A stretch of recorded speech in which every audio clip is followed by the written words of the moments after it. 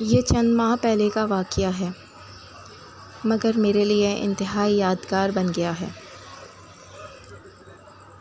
کیونکہ یہ نہ صرف یادگار ہے بلکہ خاصا پراسرار اور دلچسپ بھی ہے۔ میرے BA کے امتحانات ہونے والے تھے، مگر ان سے کچھ ہی دن پہلے اچانک میری طبیعت خراب ہو گئی۔ کئی روز تک بستر سے ہلا جلا بھی نہ گیا۔ قباحت اس قدر تھی کہ بستر سے اٹھتی تو سر چکرانے لگتا اور مجبوراً مجھے دوبارہ لیٹ جانا پڑتا۔ اس سب میں پڑھائی بھی ڈسٹرب ہو گئی تھی۔ ڈاکٹر کی ہدایت پر مسلسل کئی روز دوا کھانے کے بعد کچھ افاقہ ہوا۔ اس دوران میرا 1 ہفتہ ضائع ہو گیا تھا اور کمزوری الگ محسوس ہو رہی تھی۔ امتحان سے 1 ہفتہ قبل امی نے مجھے سختی سے ہدایت کی کہ روز رات کو دودھ پی کر سونا ہے اور رات دیر تک پڑھائی نہیں کرنی۔ جو تیاری کرنی ہے وہ صبح اٹھ کر کر لینا۔ امی روز رات کو دودھ ابالنے کے بعد دودھ والی گڑوی میرے کمرے میں رکھ دیتی تھیں تاکہ ذرا ٹھنڈا ہونے پر میں اس میں سے 1 گلاس نکال کر پی لوں اور باقی دودھ فریج میں رکھ دوں۔ چنانچہ میں ایسا ہی کرتی۔ یہ 2 روز کی بات ہے۔ میں پڑھائی ختم کرنے کے بعد اٹھی، دودھ والی گڑوی سے دودھ نکال کر گلاس میں ڈالا اور خود پینے کے بعد یہ سوچ کر لیٹ گئی کہ ابھی دودھ گرم ہے،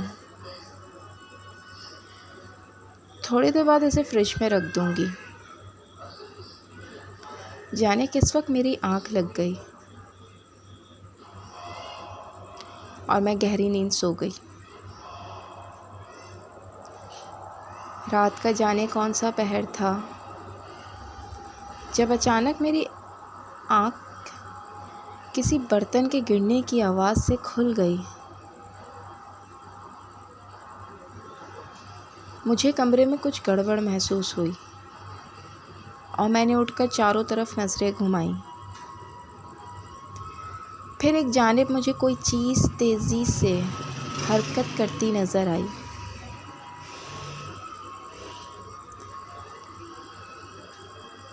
جسے دیکھ کر میری گھگی بن گئی۔ چھوٹی سی کوئی چیز کمرے کے فرش پر تیزی سے اچھل رہی تھی اور اس کی اس حرکت سے برتن گرنے کی آواز پیدا ہو رہی تھی۔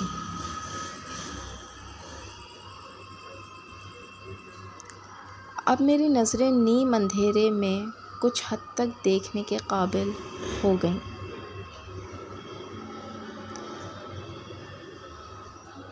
اب جو میں نے غور سے دیکھا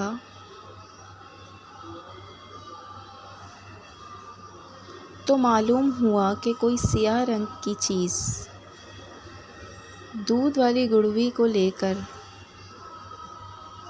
اوپر نیچے ایسے اچھل رہی ہے جیسے کوئی گیند ہو، اور اسی سے وہ برتن گرنے جیسی آواز پیدا ہو رہی تھی۔ مگر ابھی تک میں یہ بات سمجھ نہیں سکی تھی کہ آخر وہ کیا چیز ہے۔ اب شاید اس سیاہ چیز کو میری موجودگی کا احساس ہو گیا تھا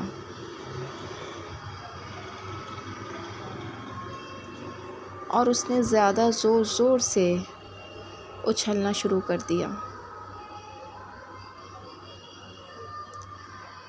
میں اگرچہ بہت خوف زدہ تھی، مگر نہ تو چیخ رہی تھی اور نہ ہی کمرے سے بھاگنے کی کوشش کر رہی تھی۔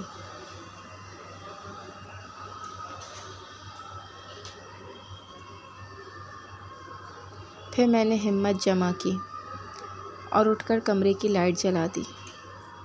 اب منظر واضح تھا، سو میں نے گڑوی کی طرف بغور دیکھا۔ وہ بے اختیار میرے منہ سے نکلا۔ سیاہ رنگ کی بلی گڑوی میں منہ پھنسائے بیٹھی تھی۔ اب چونکہ اس کا منہ گڑوی کے چھوٹے سے منہ میں پھنس کر رہ گیا تھا، اس لیے وہ اپنی جھنجھلاہٹ اچھل کود کر کے دکھا رہی تھی۔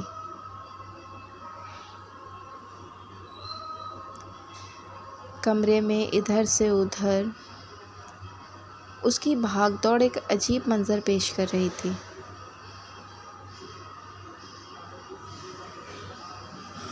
اور مجھے سمجھ نہیں آ رہی تھی کہ میں کیا کروں۔ بلی کی کوئی مدد کروں یا اسے پکڑوں، کچھ سمجھ نہیں آ رہی تھی۔ بلی اس قدر اشتعال میں تھی کہ اسے پکڑنا بھی ممکن نہ تھا۔ اس دوران میرے کمرے سے آوازیں آنا شروع ہوئیں اور آوازیں سن کر امی اور بھائی بھی آ گئے۔ اب سب کے سامنے وہی منظر تھا جسے میں کئی منٹ سے دیکھ رہی تھی۔ کسی کو بھی میری طرح اس صورتحال کا حل سمجھ نہیں آ رہا تھا۔ پھر قدرت نے خود ہی اس کا حل نکال دیا۔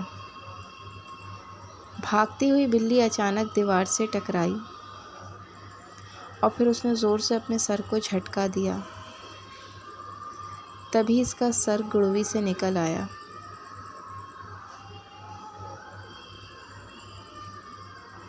کچھ دیر کے لیے بلیک ٹھٹکی، جیسے وہ بھی منظر دیکھ کر حیران ہوئی، اور پھر اس نے ہم سب کو حیران کرتے ہوئے کمرے میں لگے کولر کی طرف دوڑ لگا دی، مگر جلد بازی میں وہ کولر کے اوپر لگے ہارڈ بورڈ میں الجھ گئی اور اسے دوبارہ واپس آنا پڑا۔ اب اس کے تیور اور خطرناک تھے۔ وہ غراتی ہوئی ادھر ادھر بھاگ رہی تھی اور اسے راستہ نہیں مل رہا تھا۔ پھر وہ میرے کمرے سے باہر نکلی اور ٹی وی لاؤنج کی طرف دوڑی۔ اب بھائی نے آگے بڑھ کر ٹی وی لاؤنج سے باہر جانے والا دروازہ کھول دیا۔ بلی فوراً اس طرف آئی اور باہر نکل گئی۔ یوں یہ معاملہ ختم ہو گیا۔ اب اس بات پر غور شروع ہوا کہ وہ بلی کے ساتھ کیا اور کیسے ہوا۔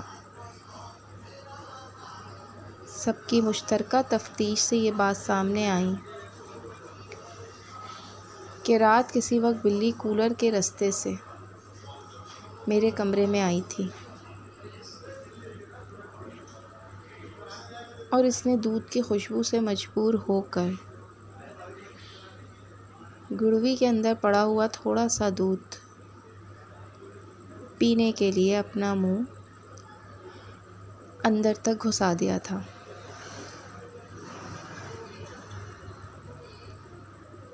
بس پھر اس کے ساتھ وہی ہوا جو اوپر بیان کر چکی ہوں۔